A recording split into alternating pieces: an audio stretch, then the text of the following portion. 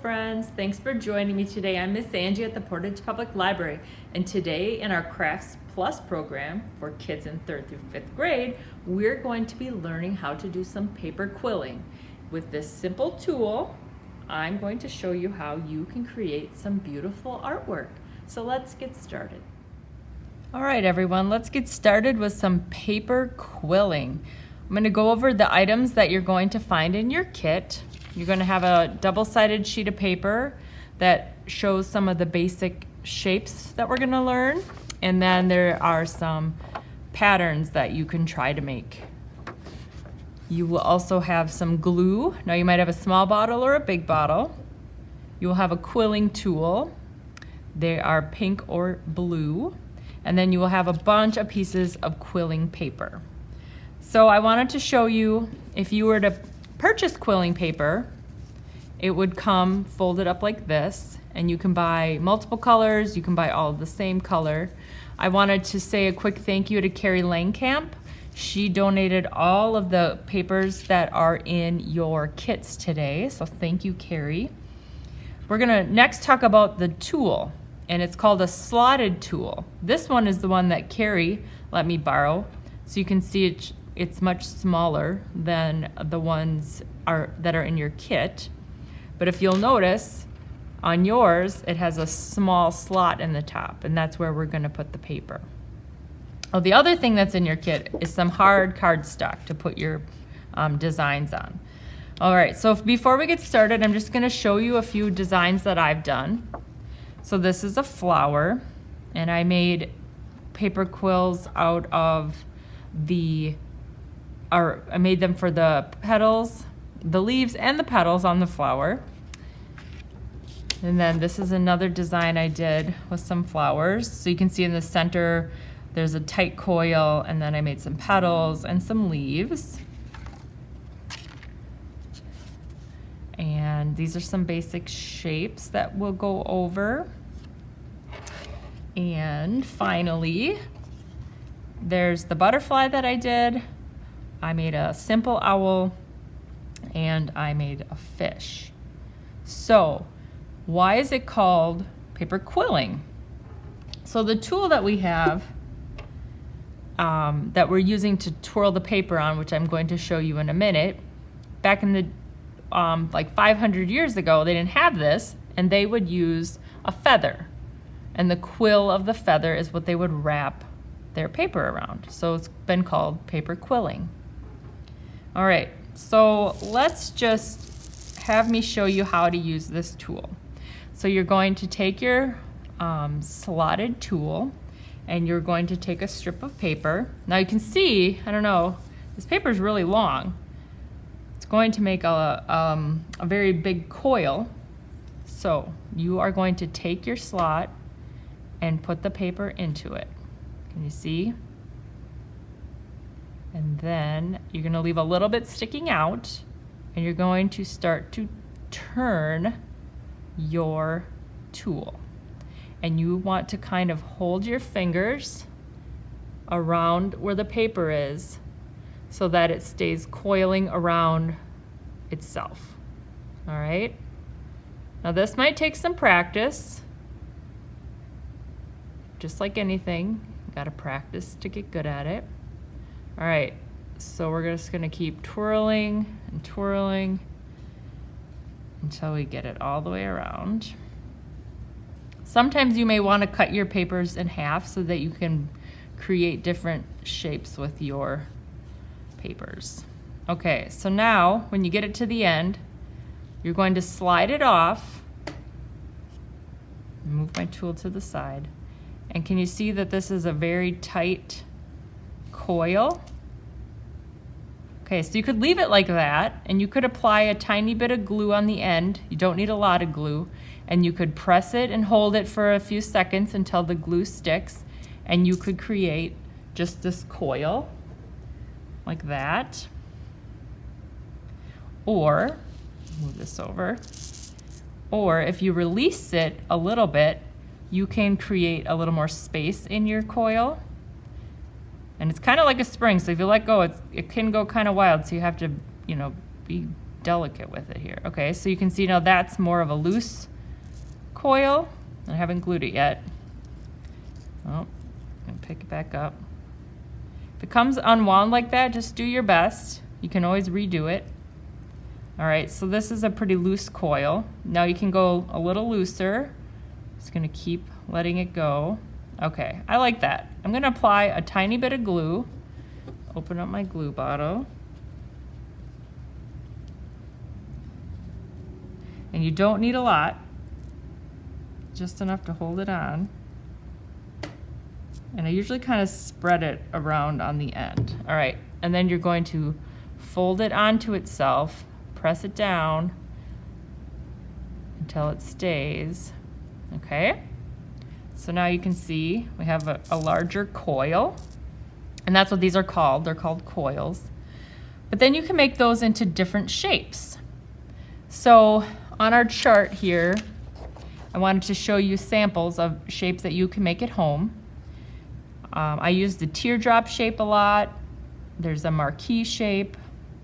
There's so many, and I'm sure you guys can come up with your own creative shapes once you learn how to coil. Okay, so let's try to make the teardrop out of this coil. So I'm gonna pick it up, and do you see how there's a center? It's kind of hard. There's a center of this, so you could hold it here, or you could push it up.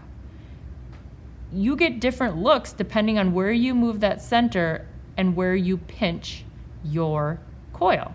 So I'm gonna hold it up to here, and I'm gonna pinch this end, okay? Now do you see the look you get? It's a little bit different than this one, and this has a different shaped coil. So really, there's no right or wrong way to do this craft. You just have to know how to use your slotted tool to wind your quilling paper around. How big do you want the coil to be? Do you want a tight coil, or do you want a really loose coil? And then, you know, what kind of shape do you want to make your craft?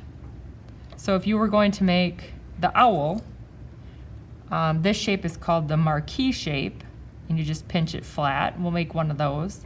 And then this one I kind of had to shape into an owl shape. So whatever you need to do to that. So this one's pretty loose. And the fish, again, marquees all around for the fish. This one I actually had to just kind of make a little swirl at the end. I don't know if they have a name for that.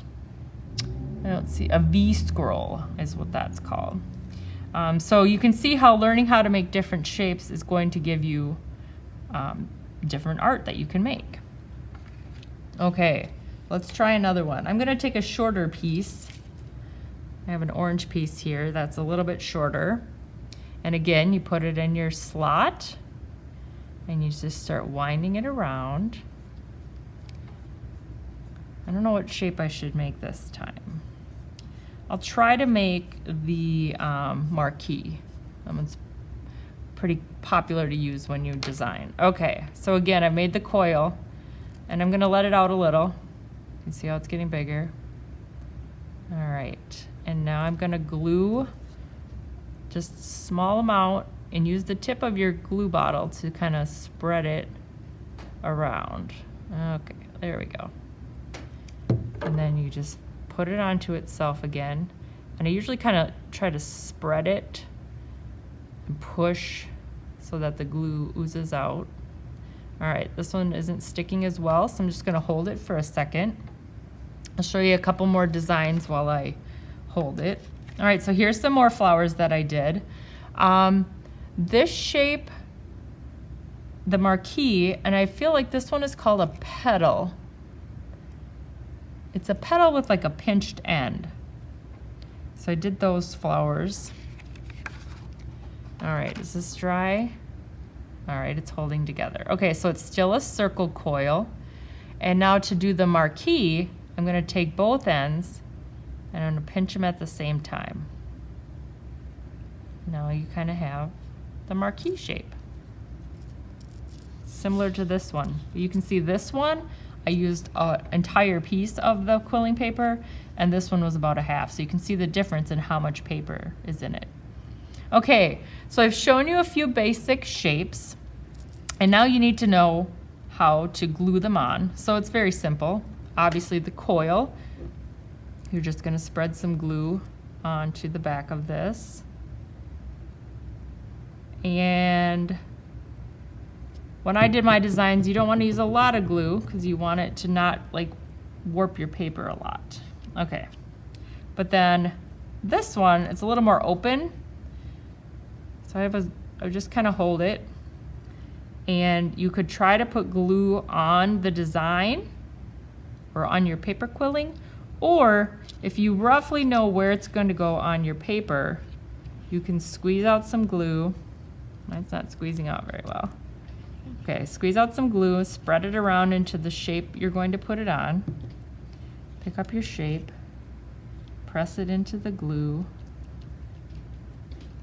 and it'll stay once it dries. Okay, so the quilling paper that we're using is 3 millimeters. The sample that I had showed you is 5 millimeters. And the 5 millimeters works okay with this tool, but the tool I gave you works best with the 3 millimeter paper. So if you're really interested in paper quilling and you want to order more, you would want the 3 millimeter paper. Okay, so I'm going to finish with, I got a couple of books through our other libraries in our system, and in these books, I just wanted to show you some of the really fantastic designs that they came up with. So here's a bunny, and you can see on this one they have a coil, a large coil, and then they put small coils on top of it to make the bunny's eyes and nose. All right, and this one they made a dog. That one's got a lot of different shapes. So again, you can, look, they made a bone. So there's lots of different shapes that you guys can come up with. A donkey. All right, and I'll show you my last book. This book is a little more, I would say maybe more adults would do these crafts, but there's so many different ways to use the tool to shape the paper. You can decorate a box with it. In fact, that's what they used to do when paper quilling started. It was often called paper filigree, and they would decorate wooden boxes with it and make cards and everything. There's just so many great ideas. So I know you 3rd through 5th graders will come up with your own great ideas for being creative and crafty. You know I'd love to see your artwork. You can send it to Angie at portagelibrary.us, or you can share it on our Facebook page. I'm always interested in what you are all creating at home, and I can't wait to see you guys next month.